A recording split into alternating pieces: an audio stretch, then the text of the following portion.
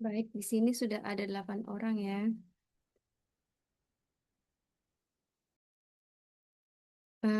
Sebelumnya terdengar nggak suara ibu? Bagi yang sudah hadir, ada? Terdengar? Terdengar, Bu. Oke. Terdengar kita mulai aja ya.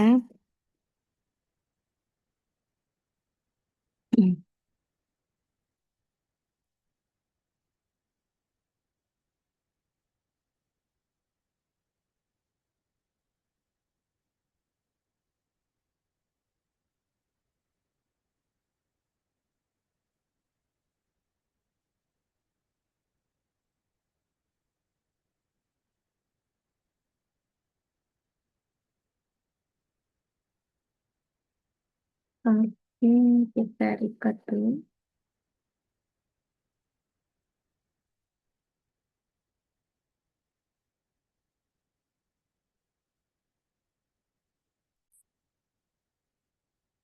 Oke, mau di record ternyata ya. Oke, Assalamualaikum warahmatullahi wabarakatuh. Waalaikumsalam warahmatullahi wabarakatuh. Ya. Alhamdulillahirrahmanirrahim. Alhamdulillahirrahmanirrahim. Marilah kita panjatkan puji syukur kita kehadirat Allah Subhanahu wa Ta'ala yang masih memberikan kita kesehatan ya. Kesehatan sehingga kita bisa hadir di agenda pertama kali ini. Ya, untuk yang beragama Muslim, salawat serta salam semoga tercurahkan kepada Nabi kita Nabi Muhammad SAW serta keluarganya, ya, sahabat-sahabatnya sampai pada kita semua sebagai umatnya sampai akhir zaman nanti. Amin. Bagi untuk yang agama yang lain juga, mari kita berdoa ya sesuai dengan keyakinan dan agama masing-masing. Berdoa dimulai.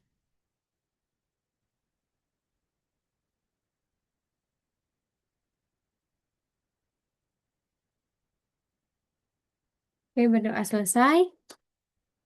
Em, di sini yang hadir 9 orang ya dari tiga tiga puluh mahasiswa. Nah, kita sambil tunggu teman-teman, kita mulai aja nggak apa-apa ya. Nanti teman-teman mungkin gabungnya di pertengahan atau saat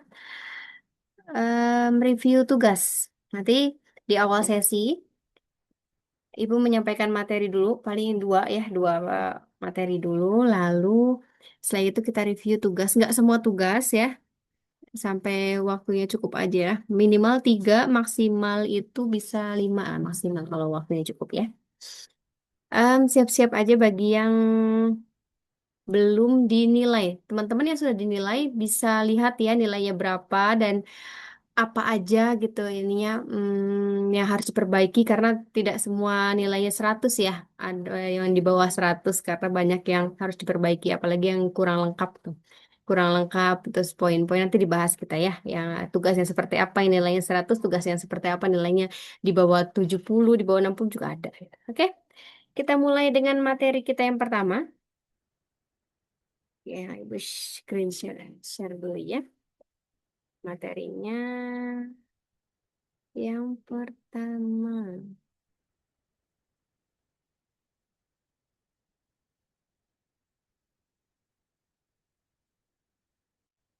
Oke, materi kita yang pertama adalah definisi strategi produksi dan strategi produksi atau operasi ya. Jadi definisinya dulu sebelum kita masuk ke strategi produksi atau operasi, kita harus tahu dulu nih definisinya itu apa sih. Karena sebagai mahasiswa kita tidak melulu masalah proses, tapi artinya dulu nih apa dari sebuah proses itu gitu ya. Jadi definisi strategi produksi adalah rencana jangka panjang yang mengatur bagaimana proses produksi di jalan untuk mendukung tujuan bisnis. Fokus pada efisiensi, pada kualitas, pada fleksibilitas, dan pengiriman tepat waktu.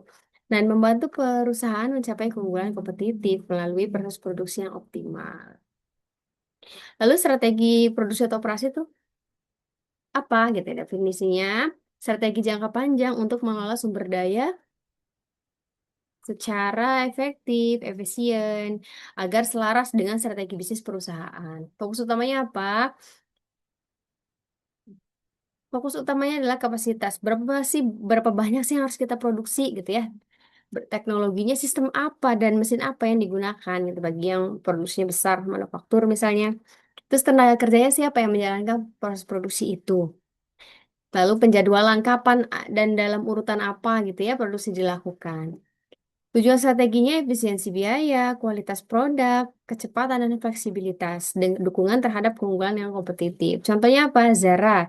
Teman-teman kalau tahu Zara ya, pasti tahu tentang fashion, fast fashion. Zara ini responnya cepat ya. Desain tokonya kurang dari 3 minggu, langsung ganti. 3 minggu ganti gitu ya kalau Zara. Toyota juga, lean production dia menggunakan lean production strateginya tuh. Apa sih lean production itu efisien dan berkualitas. IKEA juga ya. IKEA tahu ya IKEA. Nah, produksinya tuh dia massal, biayanya rendah dan logistiknya optimal. Lalu istilah produksi dan operasi. Jadi produksi itu proses mengubah input dari bahan baku, tenaga kerja, dan energi menjadi output berupa barang yang dijual dan atau digunakan gitu. Operasi apa? Kalau operasi ini serangkaian aktivitasnya. Aktivitas yang mencakup perencanaan, pengorganisasian, dan pengendalian seluruh produksi, baik itu barang maupun jasa. Jadi operasi itu mirip manajemen ya. Masuk ke manajemen ada perencanaan, planning ya kan, ada pengorganisasiannya ya, ada pengendalian evaluasinya juga di seluruh proses produksi. Jadi ini udah masuk ke manajemen ya. Kalau operasi ini, kalau produksi ini proses mengubahnya, proses proses input menjadi output barang yang siap dijual seperti itu. Jadi istilah produksi dan operasi sering digunakan secara bergantian nih. Namun operasi memiliki cakupan yang lebih luas karena mencakup titik proses dalam industri jasa seperti perhotelan, pendidikan, dan kesehatan. Ini siapa? Suaranya belum di-unmute. Gitu ya. Oke.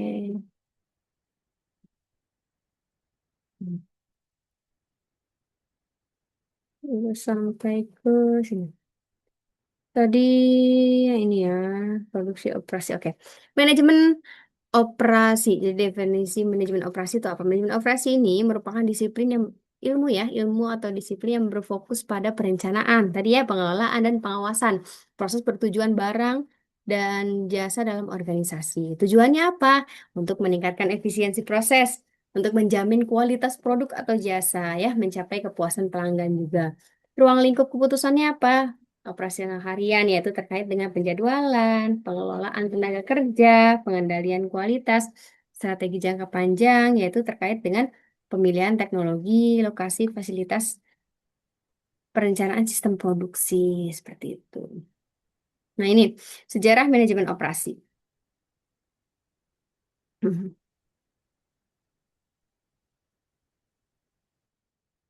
Oke, sejarah manajemen operasi ini ada dari tahun ya 1776 ya sampai 1880 early concept ini ya, labor spesialisasi, ada Smith, Babbage, Standard Shepard, Whitney ya, scientific scientific ini ya, scientific management era 1880 sampai 1910. Lalu ada masa produksi era 1910 sampai 1980 nih, moving assembly ya, Landford, ada statistical sampling, design economic order quality, linear programming juga, CPM, dari di sana di CPM tuh 1910 sampai 1980. Lalu ada quality fokus. Jadi fokusnya itu pada kualitas, pada land production era nih tahun 80 sampai 95. Belum pada lahir ya semuanya ya. Tahun 80 sampai 95 just in time mereka udah masuk nih, komputer aid design CAD, electronic data interchange, total quality management, TQM yang biasa ini ya udah mulai terkenal nih, JIT, TQM, kita sering mendengar ya, udah Baldrige Award ya, empowerment juga, Canvas juga. Lalu masuk ke customization fokus di masa ini, eranya 95 sampai 2005. Nah, ada internet, ada e-commerce sudah mulai masuk, enterprise research planning masuk, international quality standard ini ya, ISO udah masuk juga, finance supply chain management, customization juga, build to order juga. Nah, lalu globalisasi fokus nih, globalisasi era ini 2005 sampai 2020. Global supply chain, ada growth of transnational organization juga, instant communication juga, sustainability juga, terus ethic in global workforce, logistik. Oke. Ini sejarah tentang manajemen operasi ya. Lalu ruang lingkup manajemen operasi. Perencanaan sistem produksi dan operasi menentukan bagaimana barang atau jasa itu akan dibuat, termasuk layout fasilitas, jenis proses, dan aliran kerja. Perencanaan kapasitas dan pengendalian produksi juga ya, menghitung kebutuhan kapasitas produksi jangka pendek dan panjang, dan menjalankan produksi agar sesuai dengan permintaan dan efisiensi sumber daya. Lalu manajemen kualitas persediaan dan rantai pasokan menjamin standar kualitas produk pelayanan, mengelola inventory agar efisien dan tepat guna ya. Lalu mengatur aliran bahan baku dan barang jadi dari pemasok pelanggan. Ini ruang lingkupnya. Lalu fungsinya. Fungsinya tuh fungsi intinya organisasi itu bertanggung jawab atas proses penciptaan barang dan jasa. Kita harus bertanggung jawab dengan produk yang kita buka gitu ya. Apakah itu bermanfaatkah atau banyak em, apa ya banyak tidak bermanfaatnya atau banyak bahayanya itu enggak di apa ya dilihat lagi gitu produk kitanya gitu dampak ke lingkungannya bagaimana gitu jadi analisa dulu sebelum kita melakukan atau menciptakan suatu produk gitu ya. Lalu lanjut organisasi produksi. Nah, struktur organisasi produksi ini kerangka kerja yang mengatur bagaimana aliran kerja. Nah, teman-teman juga udah bikin kemarin ya, ada aliran kerja tuh. Bagaimana struktur organisasinya, siapa yang mengerjakan ini dan itu, job desk seperti apa ya, kamu udah latihan semuanya melalui tugas-tugas kemarin. Fungsi utamanya menentukan siapa yang bertanggung jawab atas setiap bagian dalam proses produksi gitu ya, mengatur koordinasi antar bagian mulai dari perencanaan, pelaksanaan hingga pengendalian. Terus memastikan juga setiap proses berjalan sesuai dengan peran dan fungsi masing-masing. Jadi tidak ada yang bertabrakan, tidak ada yang saling mengambil job atau justru saling melemparkan job itu tidak ada gitu. Semuanya sudah tertulis di SOP dan menjalankan job masing-masing itu yang sesuai dengan ini ya sempurnanya gitu ya sesuai dengan SOP-nya masing-masing. Lalu bentuk struktur organisasi produksi seperti apa sih? Nah, ini struktur fungsional disusun berdasarkan fungsi kerja utama dalam organisasi seperti produksi, pemasaran, keuangan, dan sumber daya manusia. Ada empat ya, empat struktur fungsional di manajemen ini. Struktur lini produk juga divisional disusun berdasarkan jenis produk atau unit bisnis. Tiap divisi memiliki fungsi seperti produksi dan pemasaran. Struktur matriknya merupakan gabungan dari struktur fungsional dan lini produk. Sesuai dengan karyawan, bisa memiliki dua atasan, kepala fungsi dan proses dan proyek atau divisi. Nah, sistem produksi seperti ini, teman-teman. Sistem produksi itu input menjadi output ya. Jadi, konversi misalnya. Proses mengubah input bahan baku, tenaga kerja mesin jadi output berupa barang atau jasa. Jenisnya sesuaikan dengan permintaan pasar ya. Ada mass production, produksi yang besar-besaran. Ada. Contohnya mobil, sabun itu besar-besaran. Tidak mungkin mereka sedikit satu gitu. Itu costnya besar sekali kalau satu-satu ya. Kecuali memang mobil yang spesial misalnya ya, itu baru satu-satu gitu. Yang limited edition misalnya gitu. Lalu ada batch production. Itu produksi per kelompok atau per batch. Contohnya apa? Roti. Roti itu satu-satu ya, kalau tahu. Misalkan roti-roti ini ya, kelompok roti coklat. Ini kelompok roti yang dohnya sama, adonannya sama gitu. Ini yang adonannya berbeda, berbeda-beda. Jadi per batch gitu. Lalu pakaian juga sama per batch pastinya. Nah, hari ini misalkan untuk kemeja dulu, nanti selanjutnya kaos karena bahannya berbeda. Lalu ininya juga berbeda ya, desainnya juga berbeda. Jadi mereka itu memproduksinya per kelompok atau per batch. Lalu ada job shop, produksi ini sesuai dengan pesanan khusus. Contohnya kapal dan bangunan job shop ini ya. Jadi sesuai dengan permintaan klien. Saya butuh kapal yang seperti ini, saya butuh bangunan yang seperti ini. Jadi per ini aja, per apa namanya request gitu ya. Pesanannya khusus. Lalu ada continuous production. prosesnya non-stop, jadi sangat otomatis. Contohnya semen, kilang minyak, seperti itu. Itu non-stop ya, semen itu. Karena apa namanya kebutuhan di pasar juga pun tinggi sekali ya. Apalagi minyak atau BBM, seperti itu. Jadi produksinya terus-menerus. Kan. Ya, harus kita apa namanya punya cadangan gitu ya. Tujuannya efisiensi proses, kualitas konsisten, dan pemenuhan permintaan pasar secara optimal.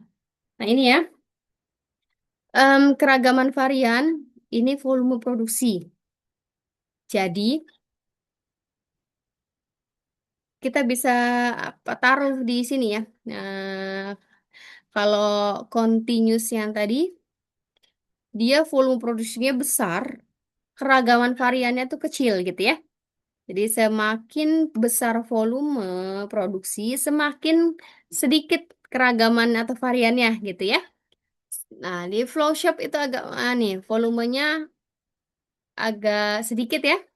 Keragamannya agak banyak. Batch juga sama, volume produksinya tidak terlalu banyak sebanyak continuous, tapi variannya banyak. Job shop juga sama tuh. Yang project yang satu yang tadi ya, variannya itu bisa beragam, tapi volume produksinya sedikit, satu, dua, seperti itu. Global products, global operasi. Operasi produksi dalam skala global nih. Operasi kini bersifat lintas negara, tidak terbatas pada satu lokasi aja ya. Cakupannya apa? Ada outsourcing, pengalihan sebagian proses pihak ketiga, biasanya ke negara lain untuk menekan biaya. Banyak nih, kalau teman-teman tahu ya ada misalnya produksi tas. Banyak sekali tas itu tidak pada misalkan tas yang high end misalnya ya, asli Eropa, tapi dia membuatnya ada yang di Indonesia, ada yang di Cina. Cina banyak sekali ya produksi tas itu.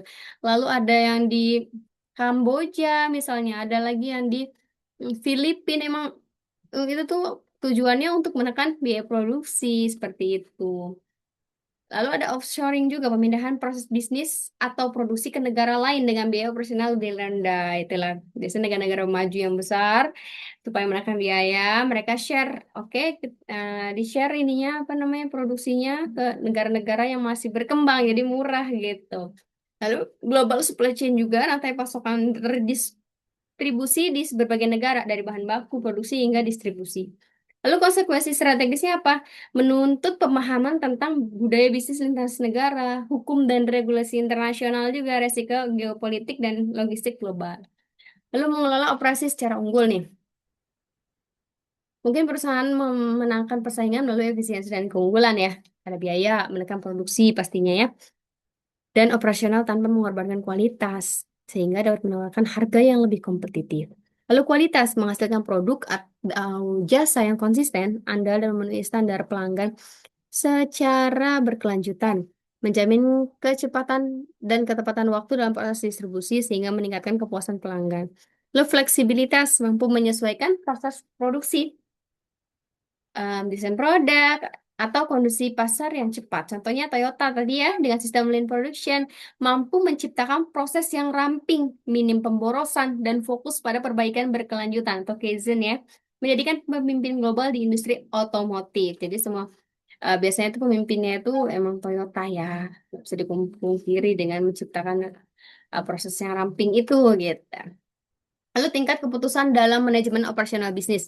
Tingkatan keputusan dalam manajemen operasi ini, keputusan strateginya itu ada yang jangka panjang, berdampak besar, lokasi fasilitas menentukan pabrik, gudangnya itu, dan akses bahan bakunya, tenaga kerjanya, kedekatan pasarnya tuh bagaimana, di mana gitu ya.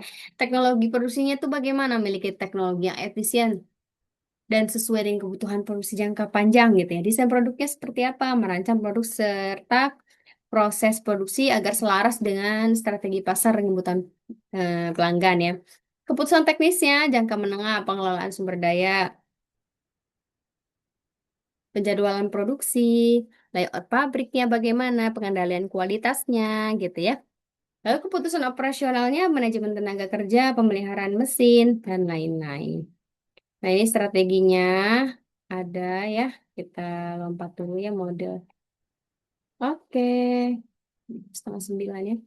Kita lanjut ke yang kedua dulu. Nah, oke, yang kedua desain produknya. banyak teman-teman yang mengerjakan tugas tanpa ada prototype produknya atau desain produk nih. Jadi harus perhatian ya, yang belum ada boleh tambahkan desain produknya ya teman-teman. Boleh asli atau sketsanya dulu boleh, foto contohnya dulu boleh gitu ya. Yang penting ada desain produk ya di tugasnya. Bagi yang sudah tidak apa-apa, lanjut aja yang udah sempurna nanti lanjut ke tugas yang kedua ya pekan depan gitu. Oke, kita lanjutkan yang ini ya desain produk. Nah, definisi desain produk dan faktor yang mempengaruhinya. Jadi desain produk ini, teman-teman, proses merencanakan dan mengembangkan bentuk, fungsi, serta fitur suatu produk agar memenuhi kebutuhan, keinginan, dan ekspektasi pengguna sekaligus mempertimbangkan aspek teknis, estetika, ergonomis, ekonomi. Tujuannya apa? Untuk menciptakan produk yang tidak hanya menarik secara visual, tetapi juga fungsional, aman untuk digunakan, mudah diproduksi, ramah lingkungan juga dah, dan memiliki nilai tambah di pasar. Proses ini melibatkan identifikasi masalah atau kebutuhan pencarian ide ya, pembuatan konsep, pemilihan material, hingga perencanaan detail yang siap untuk diproduksi. Faktornya apa aja nih yang mempengaruhi? Pertama, kebutuhan dan preferensi konsumen. Yang kedua, persaingan pasar ya, lalu perkembangan teknologi, lalu efisiensi biaya produksi dan regulasi standar. Pengembangan produk baru nih berkaitan dengan ide pengembangan dari pasar yang teknologi nih, konsep pengembangannya ya. Nah, lalu produk desain mempertimbangkan akan rugi, untung ruginya bagaimana, kualitasnya itu bagus apa enggak, dipikirkan dulu nih kalau misalkan makan rata-rata pada kalian membuat bisnis eco food ya. Apalagi tuh makanan sehat, healthy food, apalagi eh kemasan makanan yang ramah lingkungan ya rata-rata pecinta lingkungan sehat semua bagus ya kalian kompak sekali dengan ide bisnisnya. Tapi ada juga ide bisnis yang em, terbarukan karena teknologi juga ada tuh kemarin bagus-bagus sebenarnya idenya. Cuman penulisan makalahnya aja kemarinnya yang masih perlu diperbaiki. Penjadwalan atau penampilan produknya itu ada yang udah bikin produk desainnya bagus sekali, ada yang masih standar, ada yang belum ada sama sekali. Nah, itu juga belum merata ya untuk apa namanya pembuatan ini ya produk desainnya.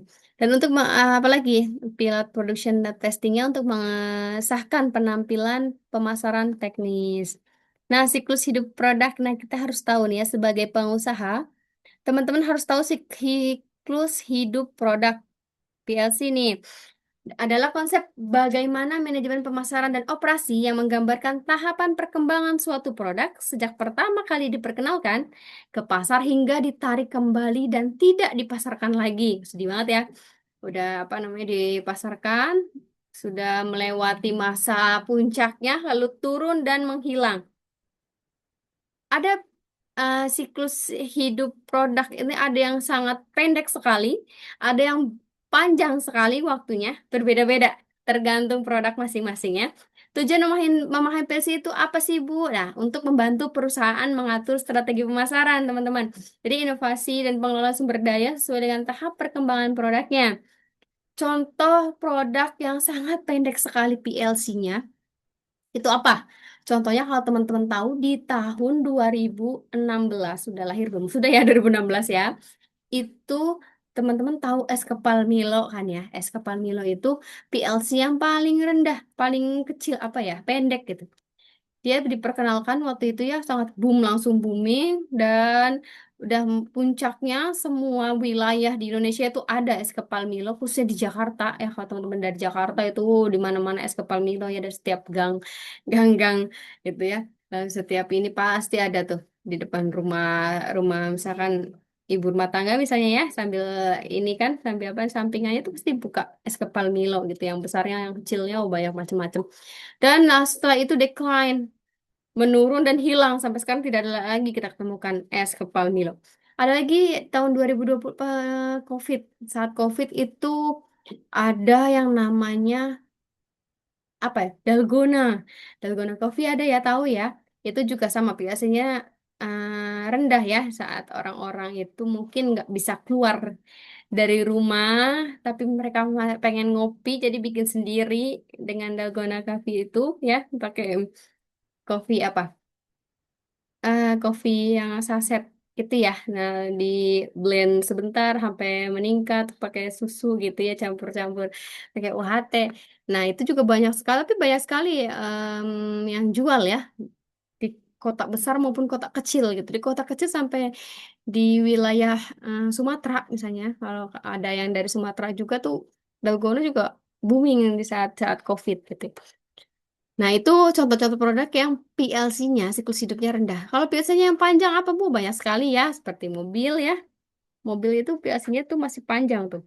Bahkan mobil-mobil zaman dulu itu disukai lagi para penggemar mobil antik. Jadi mereka masih membutuhkan itu. Jadi tidak apa namanya terbengkalai sudah gitu ya hilang gitu ya. Atau ditarik dari pasaran ada sebagian itu yang ditarik dari pasaran ada cuman motor mobil-mobil ya kayak Corolla gitu Civic biasanya ya orang-orang orang-orang anak muda justru suka sekali dengan mobil-mobil zaman dulu kuno gitu ya karena antiknya itu terus mobilnya juga keren ya lebih kayak apa namanya ya antik unik seperti itu siklus hidupnya jadi panjang lagi seperti itu.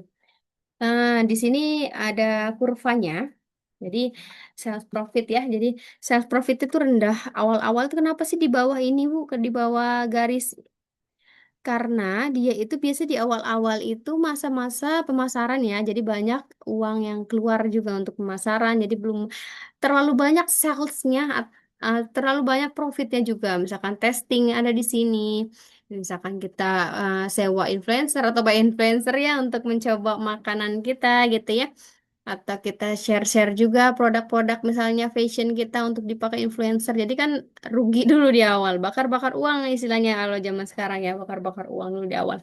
Nanti profit itu meningkat ketika orang-orang sudah mulai melihat produk kita, sudah bagus, oke kualitasnya bagus. Nah, itu mulai sales profitnya itu mengikuti gitu. Grow, udah mature di sini, ini area puncaknya. Sekarang apa produk yang lagi puncak-puncaknya ada di atas? Banyak ya apa burger misalnya Aldi Taher ya lagi puncak-puncaknya ya dia bagus sekali ya pemarketingnya ya, teman-teman ya dia apa namanya mengklaim kalau apa semua burger milik Allah itu walaupun agak ini lucu cuman dia bagus marketingnya itu ya jadi dia lagi meningkatkan sales burger-burger di Indonesia. Nah, dampaknya juga ternyata ini signifikan juga ya, ternyata sama penjualan. Jadi kemarin sempat survei juga di beberapa penjual burger di wilayah wilayah-wilayah ini ya, bukan wilayah Jawa nih, wilayah Sumatera.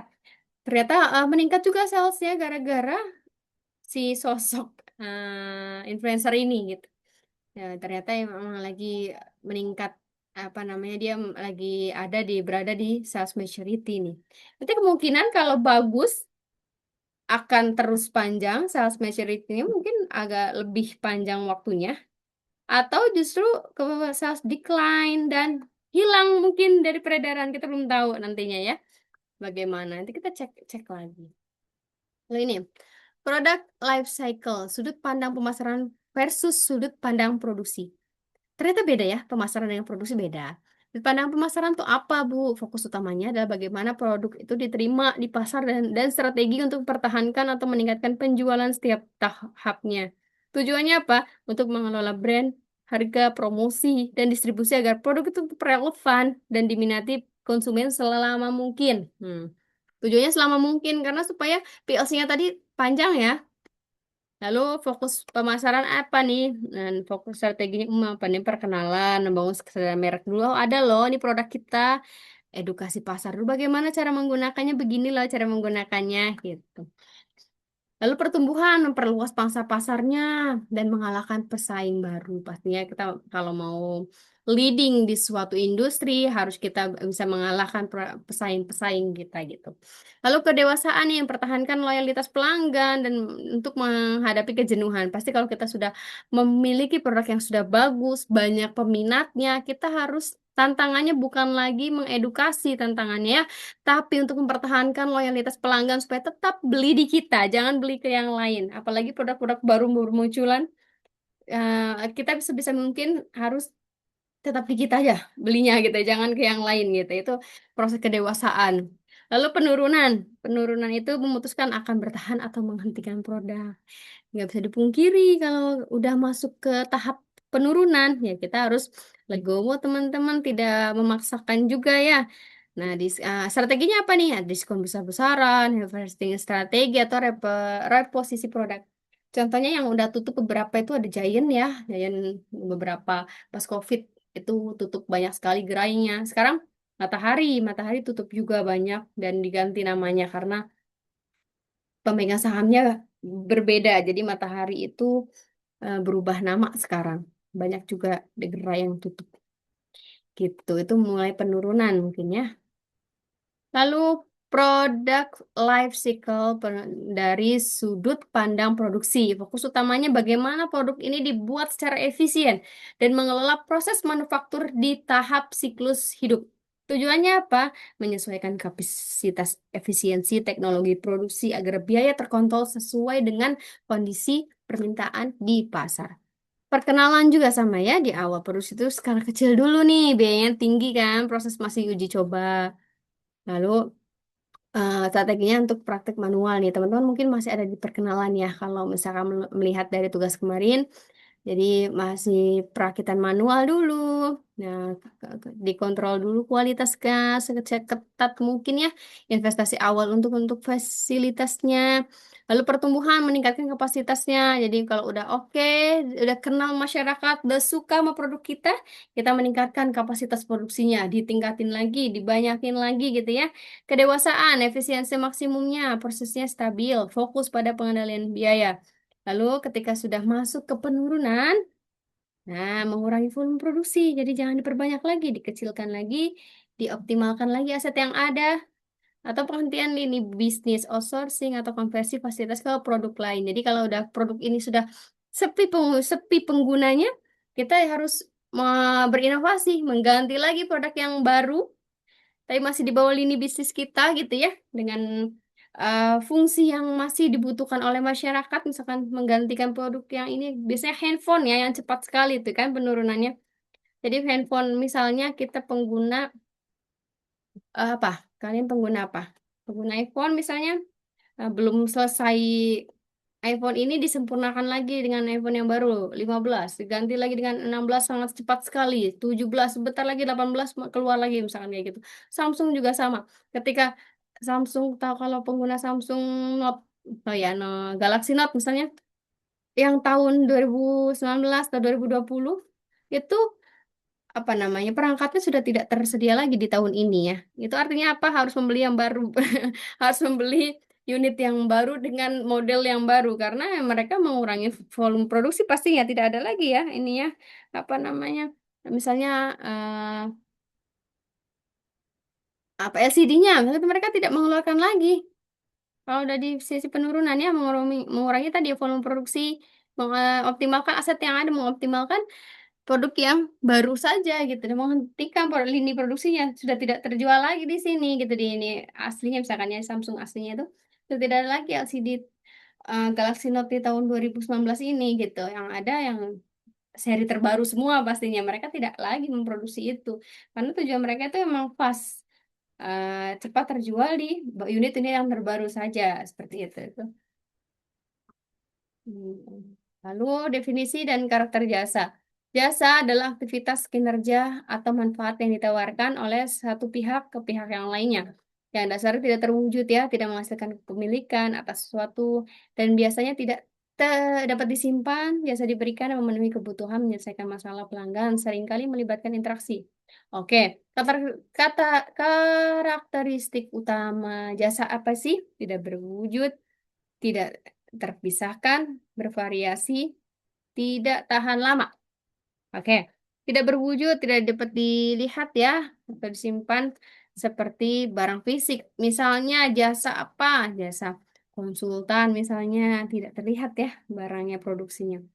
Misalkan konsultan apa? Konsultan pajak, konsultan hukum misalnya, itu tidak terwujud.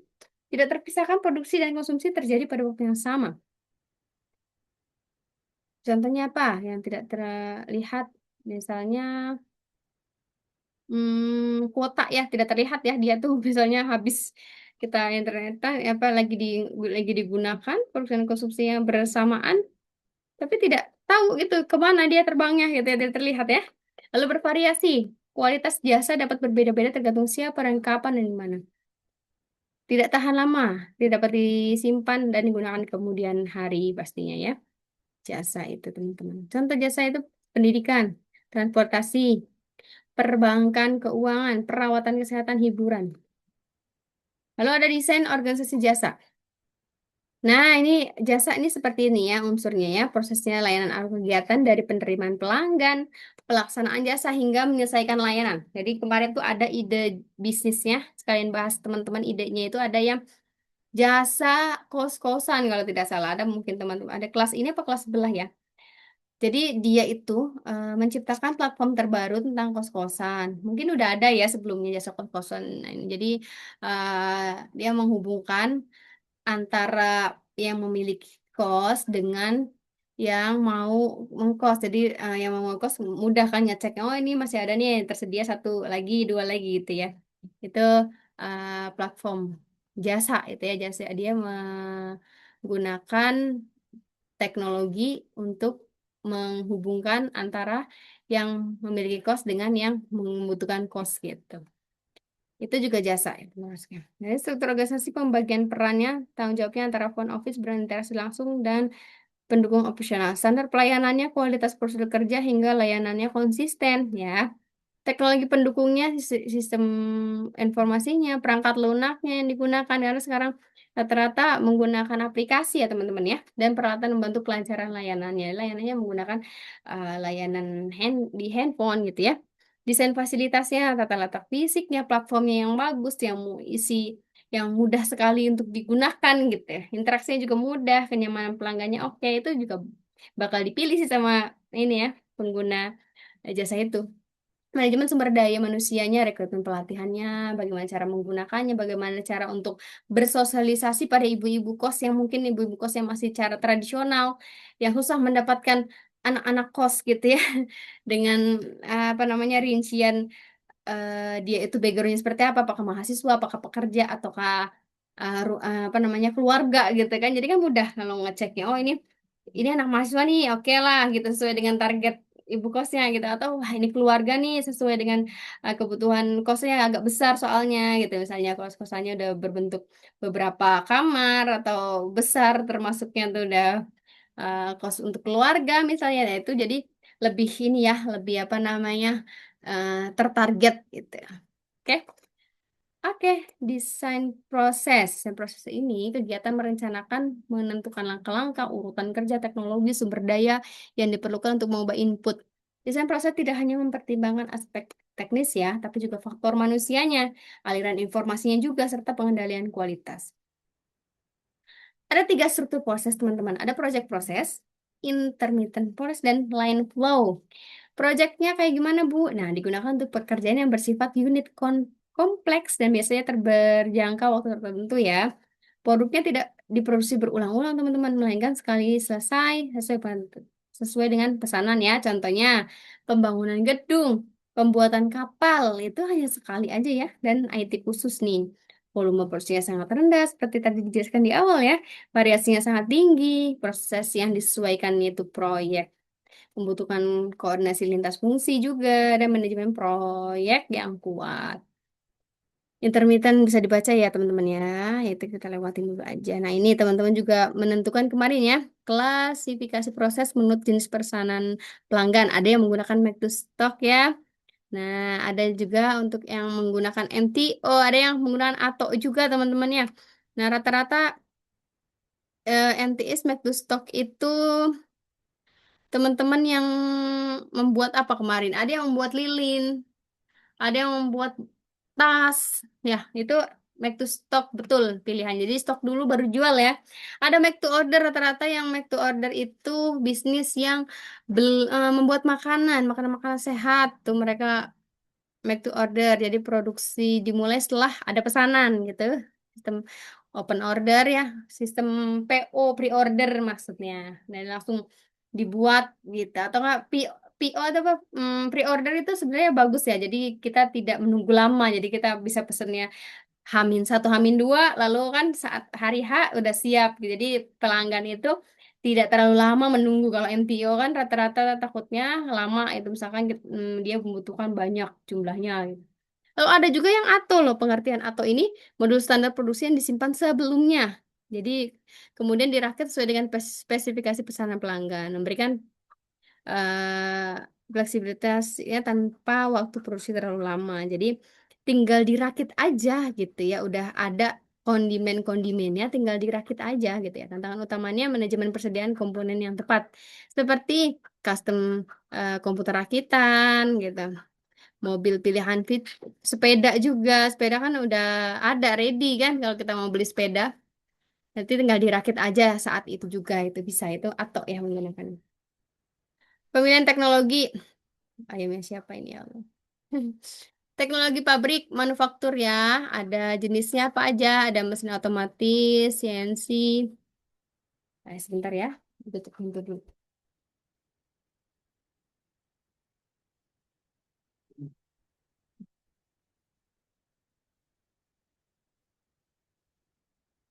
Oke, kita lanjutkan. Ada jenis teknologi tadi ya, ada mesin otomatis, ada robotik, ada komputer manufaktur juga ya, ada sektor industri juga. Tujuannya apa? Untuk meningkatkan kapasitas produksi, menjaga konsistensi, mengurangi biaya per unit, mempercepat waktu siklus produksi ya.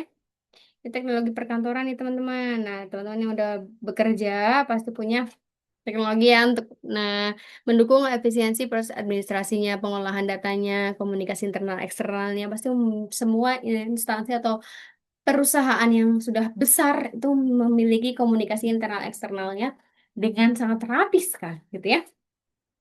Jenis teknologi ada perangkat keras, lunak, ya, ada ERP-nya, ada CRM-nya, ada sistem kolaborasinya, ada Zoom seperti yang kita gunakan saat ini ya, Microsoft Teams juga yang sering digunakan juga, Slack juga ada. Nah, tujuannya apa sih? Untuk mempercepat alur informasi, untuk meminimalkan kesalahan administrasi, meningkatkan kolaborasi. Oke, ini pemilihan teknologi, perencanaan proses, tahapannya ya. Oke, selesai untuk materi yang kedua. Kita masuk untuk ke teman-teman ya, kita. Oke, Ibu sudah download beberapa. Nah, beberapa ini ya, ada bisnis Rizka. Oke. Oke, kita masuk ke review tugas teman-teman. Siap-siap yang bernama Rizka, siapa namanya ini? Rizka Fitri Mahardika, boleh bersuara ya kalau Ibu sedang mereview tugas seseorang, boleh mahasiswa tersebut mengaktifkan soundnya dan kita bisa diskusi. Kalau misalkan ada yang ditanyakan boleh atau Ibu yang bertanya boleh dijawab ya. Rizka ada? Boleh bersuara Rizka? Iya, Ibu, ada Ya hadir. ada. Rizka ini sudah ini ya revisian ya Rizka ya, berarti sudah ada Iya, pernah. Bu, betul. Saya sudah revisi. Ya, ini Rizka ini sudah memasukkan tugasnya, teman-teman, dan harus ada yang direvisi kemarin. Revisi kemarin apa? Diperbaiki penulisan ya, kalau nggak salah ya. Iya, Bu. Oke. Beliau ini mengangkat ide bisnis tentang produk makanan nasi crispy, chicken barbecue, dan es milky pop ice dengan sistem operasi bisnis yang efektif. Oke ya. Ini udah mulai rapi, kemarin masih agak berantakan sedikit ya, makanya direvisi lagi. Oke, sudah rapi. Latar belakangnya ada, bagus ya. Sudah ada ini juga penelitian terdahulu 2025. Oke, berdasarkan pengamatan juga. Oke, definisinya di pembahasan, perannya, keberhasilan secara manajemen, manajemen operasi yang ini. Oke, desain produknya ya, teman-teman. Kita cepat aja karena Ibu sudah membaca tugas kalian itu sebelumnya ya beberapa hari yang kemarin kalau nggak salah ya kemarin sudah di kemarin atau kemarin lagi ya Jadi sudah dibaca, kan kita baca cepat aja ya teman. Ini prototipenya. Nah, kayak maksudnya kayak gini ya, bebas mau bebas langsung apa namanya asli fotonya, atau kalian kalau Bu, aku mau punya fotonya bisa menggambar aja boleh, gambar tulis tangan kalian boleh apa saja ya teman-teman. Atau contoh yang mirip-mirip katanya, dapat nemu nih Bu foto yang mirip sekali boleh. Yang penting ada ya teman-teman nih gambar seperti ini. Ada yang banyak yang belum ada soalnya gambar prototipenya. Oke, fiturnya ya ini yang minumannya. Masuk creamy. Nah, ini pop ice-nya.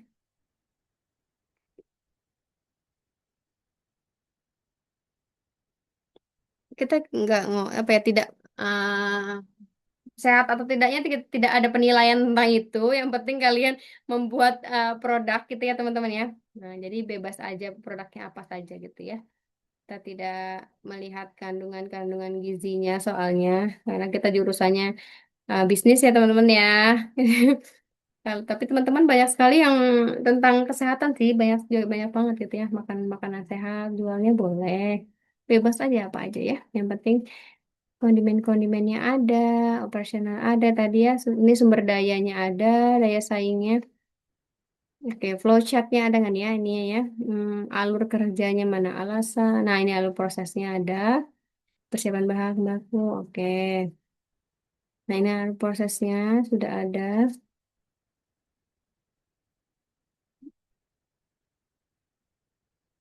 Oke. Ini tenaga kerjanya teman-teman masuk ke tenaga kerja. Ya, sudah lengkap ya. Sistem motivasi intensifnya juga ada. Gambaran upahnya 25.000 per orang dengan jam kerja. Upah hariannya 25.000. Jam 6 sampai jam 1. Sistemnya lebih dari 50 porsi. Kesesuaian konsepnya partner.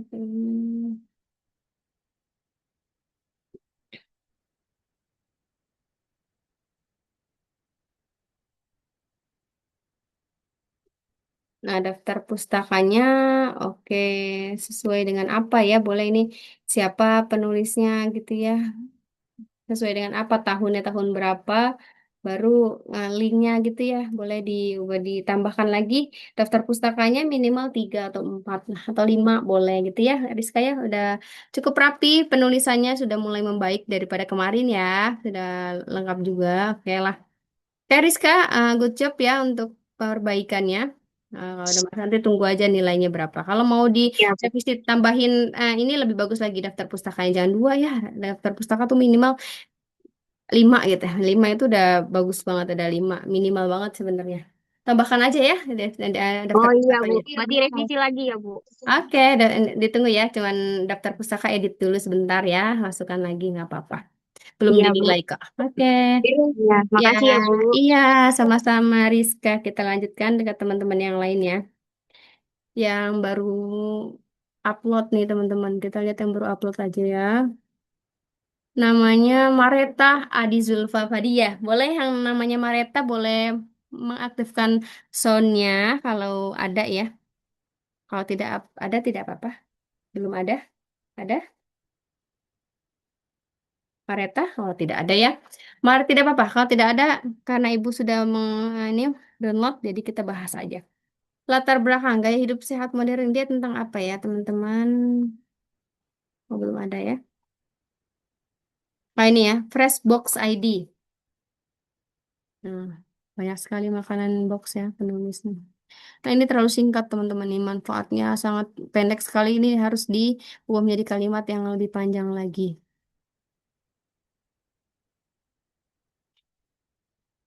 Kalau misalkan teman-teman tujuh apa namanya membuatnya sependek ini, Ibu akan apa namanya kasih catatan ya.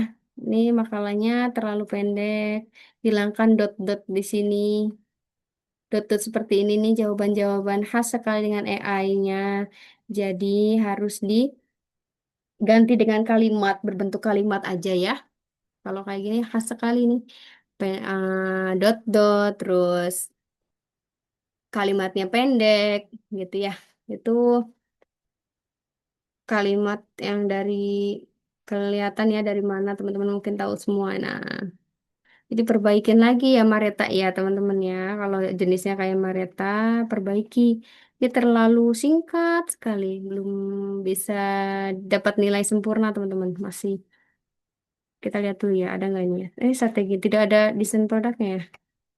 Nah, ini desain produknya tidak ada. Kata-katanya terlalu singkat. Harus perbaikinya banyak nih. Lalu strategi prosesnya ada, cuman penjelasannya sangat singkat sekali. Ini udah ada, dan singkat semua ya jawabannya. Oke. Kesimpulan, saran, daftar pustakanya tuh 2, 3, 4, 5. Oke, ada 5. Ini banyak banyak yang harus diperbaiki. Nggak ada desain produknya. Kalimatnya masih singkat ya. Mareta, kalau hadir tolong perbaiki lagi. Kalau belum hadir nanti di e-learning kita ibu ini kan ya, ibu kasih catatan untuk diperbaiki. Silahkan. Oke, lanjutnya satu lagi ya. Yang sudah terdownload di sini. Oke, siapa ini yang ada yang bernama Muhammad Rizal Ferdiansyah boleh bersuara ada?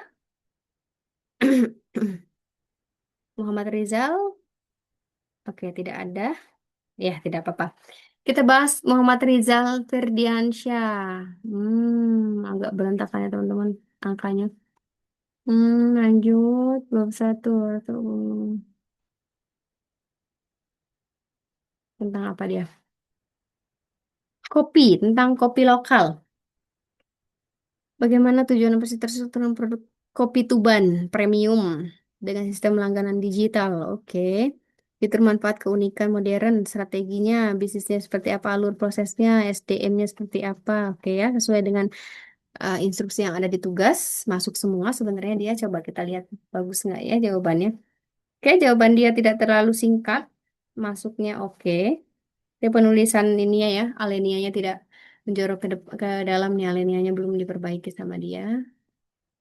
Efisiensi bias, ketepatan waktu, nilai peran, oke, relevansi, deskripsi produk company produk, oke, ini definisinya banyak. Ini jenis-jenisnya, manfaat produknya juga ada, keunikan produknya ada juga, pemenuhannya ada, pemenuhan, strateginya ada, make to orders ya, alasan pemilihannya, oke, fleksibilitas, implementasinya oke. Dampaknya ada, strateginya, alurnya, ya, flowchartnya ada. Di yang nggak ada ini, oke ini apa? Struktur tim kerjanya ada juga, sistem kerja efisiensinya ada, oke. Tren kopi Indonesia, peluang UMKM, konsumen urban, persaingannya ada, kesimpulan, teori-teori peran SDM, oke. Nah, tidak ada daftar pustaka ya sayang sekali ya. Tidak ada daftar pustaka, tidak ada desain produknya, dua ya minusnya. Saya mungkin perapihan lagi, penulisannya dirapikan lagi nih siapa Muhammad, siapa tadi? Apakah ide bisnisnya sudah bagus tentang kopi?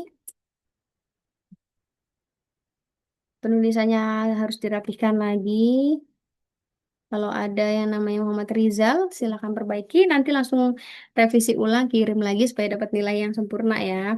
Teman-teman, kalau nilai sempurna itu 100 ya, sempurnanya. Tapi ada juga yang dapatnya 98, itu kurang sedikit. Misalkan ada sesuatu yang kurang kayak penulisannya kurang rapi sedikit. Atau ada yang tadi misalkan kayak apa namanya, yang awal tadi ya, yang kurang referensi sedikit itu bisa angka 98 gitu karena kesalahannya sedikit aja gitu. Itu ya. Kak, ada yang mau ditanyakan dulu atau sudah selesai atau Ibu saya mau di-review juga boleh? Ada yang mau di-review tugasnya atau cukup Bu? Saya sudah dinilai, sudah cukup dengan nilai saya sudah puas boleh. Teman-teman kalau nilainya 90 kalau belum terlalu puas misalnya ya, Bu saya mau lebih besar lagi. Ikuti berarti ya revisian dari Ibu. Silakan direvisi lagi nanti dapat nilai yang sempurna gitu. Oke, kalau tidak ada, kita masuk ke sesi untuk ini ya foto dan absensi dulu ya. Sebelum kita akhiri, boleh semuanya nyalakan kamera.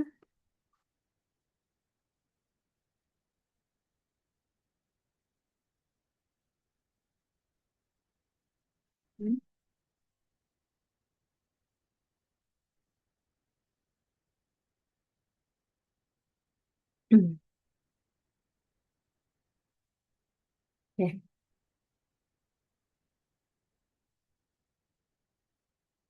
Hmm, hmm, hmm.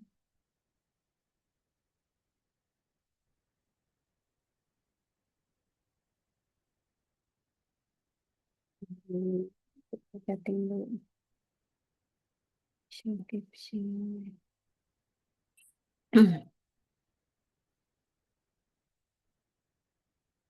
Hmm, hmm,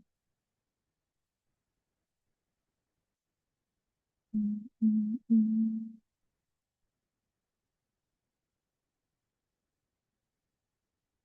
Udah semuanya aktif? Ish.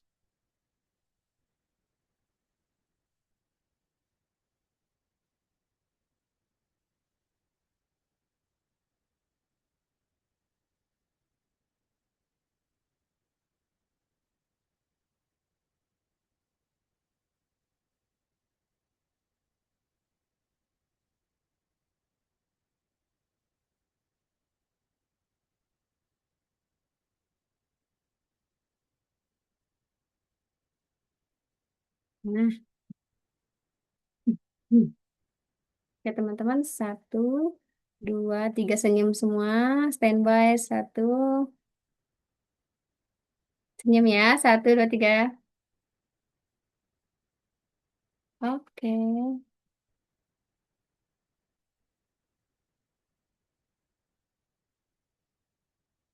Hmm.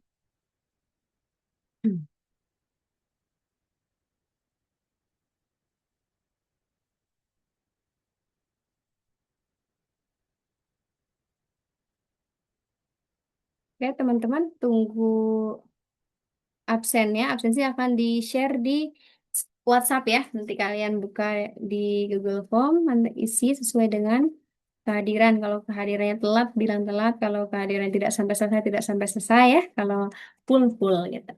Oke, terima kasih banyak atas kehadirannya semuanya. Semoga hari ini kita mendapatkan ini ya, ilmu sesuai dengan yang dibutuhkan teman-teman. Semoga bermanfaat semuanya dan tugasnya. Terima kasih yang sudah mengumpulkan. Bagi yang belum masih ditunggu, bagi yang revisi juga masih ditunggu. Silahkan perbaiki lagi nilainya supaya mendapatkan nilai yang sempurna. Oke, Ibu akhiri, kita akhiri dengan membacakan hamdalah bersama-sama. Alhamdulillahirrahmanirrahim bagi yang muslim ya. Dan Ibu tutup dengan terima kasih banyak. Sampai jumpa di pertemuan web yang kedua. Dan Assalamualaikum warahmatullahi wabarakatuh.